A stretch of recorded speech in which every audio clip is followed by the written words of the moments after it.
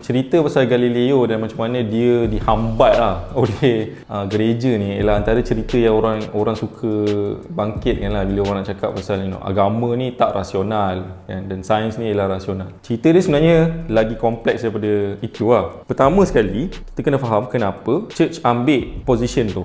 Okay, so idea bahawa bumi berada di tengah-tengah alam ni, dia ialah idea yang dah lama dan berasal daripada zaman-zaman Greek, daripada zaman Ptolemy. So Ptolemy pun in a sense pinjam metafizik Aristotle yang kata bahawa bumi ni berada di tengah-tengah alam dan dikelilingi oleh perfect spheres. So mereka tak bodoh, so dia orang tahu yang bumi ni bulat zaman tu, dan di sekeliling bumi tu ada spheres yang macam kaca tau, yang transparent, dan semua benda yang kita nampak dekat atas dalam dekat langit ni berada pada tiap-tiap sphere, pada tiap-tiap sfera tu. Contohnya matahari ada sfera dia sendiri. Ada satu tokoh dalam sejarah Kristian, nama dia Thomas Aquinas. Orang selalu cakap macam ni, sebelum Thomas Aquinas, gereja tak menerima Aristotle. Selepas Thomas Aquinas, gereja meletakkan Aristotle sebagai autoriti tertinggi selepas Bible. So dia sangat penting dalam meletakkan idea-idea falsafah ke dalam gereja.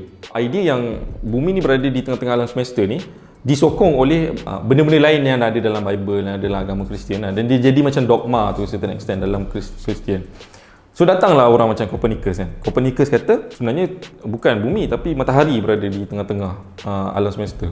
Bila Copernicus cakap macam tu, orang tak adalah, firstly Copernicus terbitkan buku dia lepas dia mati kalau tak silap kan. Jadi dia pun rasa benda tu bermasalah. Tapi Copernicus hanya mengatakan bahawa benda ni, yang idea tu menyenangkan pengiraan sebab dia lagi simple. Masalah dia ialah idea tu macam logik kan, macam kita macam apa masalah, tak ada masalah. Orang zaman tu tanya, kalau betul, kenapa bila kita jatuhkan bola dia tak ke sana, dia tak pergi tempat lain kalau dia berpusing kan? Kenapa bila jatuhkan bola dia tak pergi tempat lain kan? Which is like logik lah.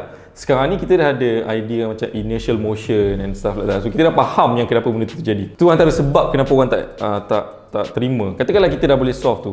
Masalah kedua ialah kalau betul bumi ni mengelilingi matahari, antara dua point yang mana contohnya 6 bulan, antara point kat sini dengan point kat sini, ni kat paling hujung kan contohnya, which is like 6 bulan kan, 6 bulan beza dia. Kita mesti tengok bintang mesti beralih tempat kan. Dipanggil parallax kan. Mesti beralih tempat. Tapi tak beralih pun, tak boleh nampak beralih. So macam mana ada sokongan terhadap idea ni kan. So dia orang tak adalah bodoh yang dia kata oh benda ni tak boleh dipakai langsung. Memang kurang sokongan. Sebab jadi macam tu ialah bintang tu punyalah jauh kan. Jauh sangat kan. Dan tak terjangkau akal lah zaman tu. Jauh macam tu. Dan instrumen yang boleh nampak parallax tu tak dicipta pun lagi. So diorang tak terima lah. Benda tu macam tak berapa nak diterima. Lepas tu datanglah Galileo kan. Galileo buat a few things. Dan dia sebenarnya kawan baik.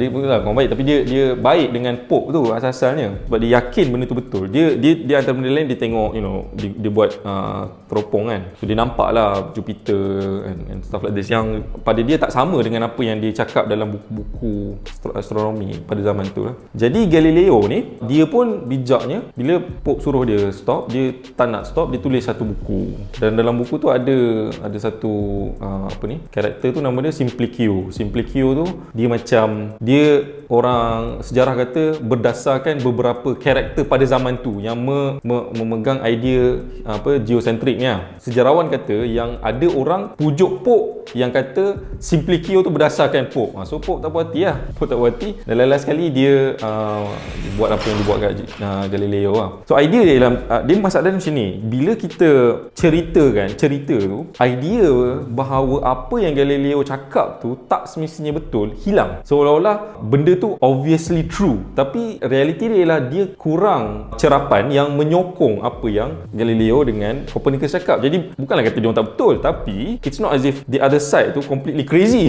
tak macam tu tau. It is not like that. And generally science ni dia macam tu. Maksudnya macam bila orang tu tak bersetuju, dia bukanlah seolah-olah dia tak ada sebab untuk kata benda tu tak logik. Ada je sebab, dan dalam keadaan yang ada zaman tu, dengan equipment yang ada zaman tu, benda tu make sense kan. Benda tu make sense. Einstein diberi Nobel Prize bukan atas relativity, dan Einstein punya theory of relativity dibuktikan bila Arthur Eddington buat cerapan semasa ada eclipse, bila ada gerhana penuh. So bila dia buat cerapan tu, dia membuktikan yang Einstein tu betul. Sebelum tu orang tak tahu pun. Dah ada je orang yang menentang. Tak mana orang yang menentang tu gila kan.